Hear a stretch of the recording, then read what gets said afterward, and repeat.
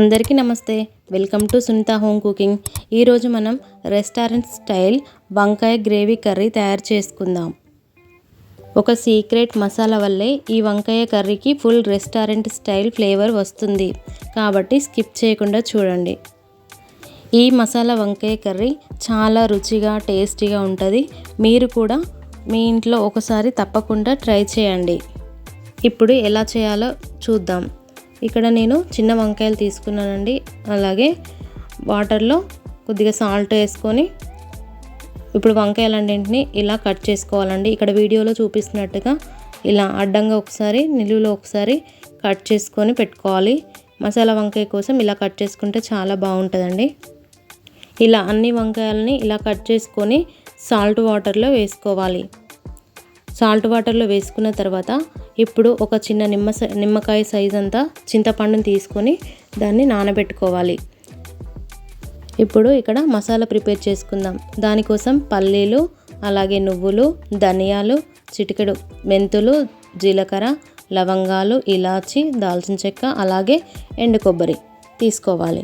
ఇప్పుడు ఒక ప్యాన్ పెట్టుకొని ప్యాన్ హీట్ అయిన తర్వాత అందులో పల్లీలు వేసుకొని దూరగా వేయించుకోవాలి. ఆ తర్వాత అవి కొంచెం వేగిన తర్వాత ఎండు కొబ్బరి, ధనియాలు, దాల్చిన చెక్క అవన్నీ ఒకసారి మసాలాలు వేసుకొని మంచిగా రోస్ట్ చేసుకోవాలి. ఆ తర్వాత కొన్ని నువ్వులు యాడ్ చేసుకోవాలి. ఇప్పుడు అన్నిటినీ చిటపటలాడుతూ వేయించాలి. మంచిగా పేస్ట్ కోసం అన్నీ వేయించుకున్న తర్వాత అందులో ఇప్పుడు ఆనియన్, ఒక పెద్ద సైజు ఆనియన్ని కట్ చేసుకొని వేసుకొని వేయించుకోవాలి. ఆ తర్వాత ఇప్పుడు ఇలా ఒకసారి మిక్సీ పట్టుకోవాలి. ఇప్పుడు ఇందులో 2 టమాటాలను కట్ చేసుకొని వేసుకోవాలి. అలాగే కారం, అలాగే సాల్ట్ కూడా యాడ్ చేసుకోవాలి. ఇప్పుడు అల్లం వెల్లుల్లి పేస్ట్ 1 టీ స్పూన్ వేసుకోవాలి. అందులోనే ఇప్పుడు పసుపు కూడా యాడ్ చేసుకోవాలి. ఆ తర్వాత మెత్తగా మిక్సీ పట్టుకుంటే ఇలా మెత్తని పేస్ట్లా చేసుకోవాలి. ఇలా ప్రిపేర్ చేసుకున్న పేస్ట్ని పక్కన పెట్టుకొని ఇప్పుడు స్టవ్ వెలిగించుకొని ఒక ప్యాన్ పెట్టుకొని అందులో ఆయిల్ వేసుకొని వంకాయలని వేసుకొని మంచిగా వేయించుకోవాలి. ఇప్పుడు వంకాయలు ఫ్రై కావడం కోసం కొద్దిగా సాల్ట్ యాడ్ చేసుకోవాలి. సాల్ట్ యాడ్ చేసుకొని మొత్తం ఇలా ఫ్రై చేసుకోవాలి. ఇలా ఫ్రై చేసుకుంటే చాలా బాగుంటుందండి. కర్రీ టేస్ట్ చాలా బాగా వస్తుంది. అలాగే ప్లేట్లో తీసుకొని అన్నీ పక్కన పెట్టేసుకోవాలి. ఇప్పుడు అదే కడాయిలో ఇంకో కొంచెం ఆయిల్ యాడ్ చేసుకొని అందులో జీలకర్ర, అలాగే చిన్న దాల్చిన చెక్క కూడా యాడ్ చేసుకోవాలి. ఇప్పుడు ఒక 2 పచ్చిమిర్చిని ఇట్లా మధ్యలోకి చీల్చుకొని వేసుకోవాలి.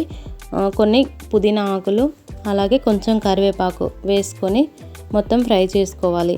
ఇప్పుడు ఇందులో 1/2 టేబుల్ స్పూన్ అల్లం వెల్లుల్లి పేస్ట్, అలాగే పసుపు వేసుకొని ఇలా పచ్చివాసన అంతా పోయేంతసేపు ఫ్రై చేసుకోవాలి. ఫ్రై చేసుకున్న తర్వాత మనం ముందుగా ప్రిపేర్ చేసుకున్న పేస్ట్ని ఇందులో యాడ్ చేసుకోవాలి. యాడ్ చేసుకొని అంతా ఒకసారి మంచిగా కలుపుకోవాలి. ఒక 3 మినిట్స్ తర్వాత ఇలా ఆయిల్ పైకి తేలుతుంది కదా, అప్పుడు ఇందులో చింతపండు గుజ్జుని యాడ్ చేసుకోవాలి.